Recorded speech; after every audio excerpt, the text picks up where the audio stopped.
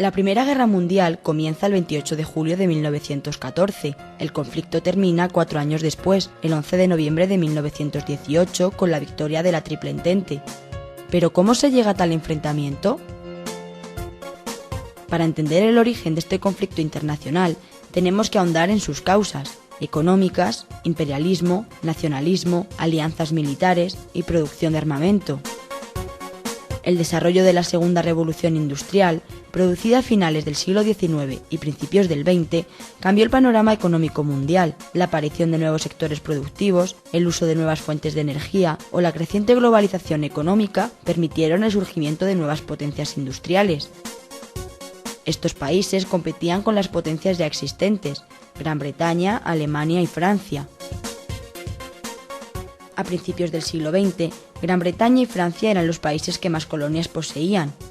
Alemania se convierte en una gran potencia económica, pero su poder imperialista era mucho menor, por lo que pretende conquistar nuevos países. Francia y Gran Bretaña intentan impedir esta estrategia. El nacimiento de nuevas potencias mundiales, como Estados Unidos y Japón, complica la situación internacional, ya que estos países tienen sus propios planes de colonización.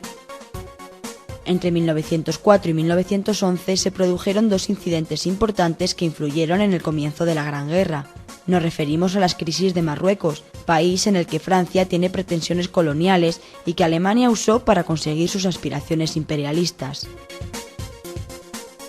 Durante el siglo XIX y principios del XX se produjeron importantes cambios en el mapa político internacional, propiciados por ideologías nacionalistas y llevados a cabo con carácter bélico. En ellos intervinieron otros países con intereses en tales regiones. En el siglo XIX, gracias a la reunificación de territorios, surgieron estados como Italia y Alemania. Otros se disgregaban, como el Imperio Otomano, y otros estados luchaban por recuperar regiones que les habían pertenecido. Esta compleja situación se vio agravada por el afán colonialista de las grandes potencias mundiales, lo que provocó alianzas militares y una gran urgencia en la producción de armamento. A finales del siglo XIX, Alemania es quien tiene la superioridad dentro de Europa. Bismarck, su canciller, pone en práctica una política de aislamiento a Francia. Su sucesor, Guillermo II, radicalizó esta política intentando rivalizar también con Gran Bretaña. Esta situación tensó aún más las relaciones entre las potencias mundiales, propició las alianzas político-militares. Las más importantes y rivales en la contienda fueron la Triple Alianza y la Triple Entente. La Triple Alianza fue promovida por Bismarck y se creó en 1882. La formaban Alemania, el Imperio Austrohúngaro e Italia. Al empezar la guerra, se unieron otros países, como fue el caso de Turquía y Bulgaria. Italia acabó adhiriéndose al bando contrario por no cumplir los compromisos pactados, declarándose neutral al principio de la contienda.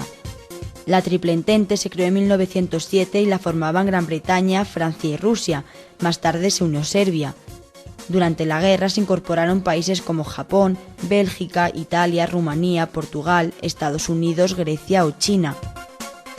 El 28 de julio de 1914, Austria declara la guerra a Serbia, lo que provoca la intervención de sus aliados en el conflicto.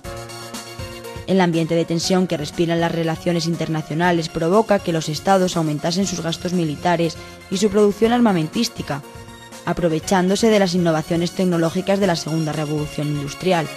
A esta época se la denomina como la paz armada. Se trata de un periodo en el que no hay conflicto bélico, pero en el que los países se preparan para uno.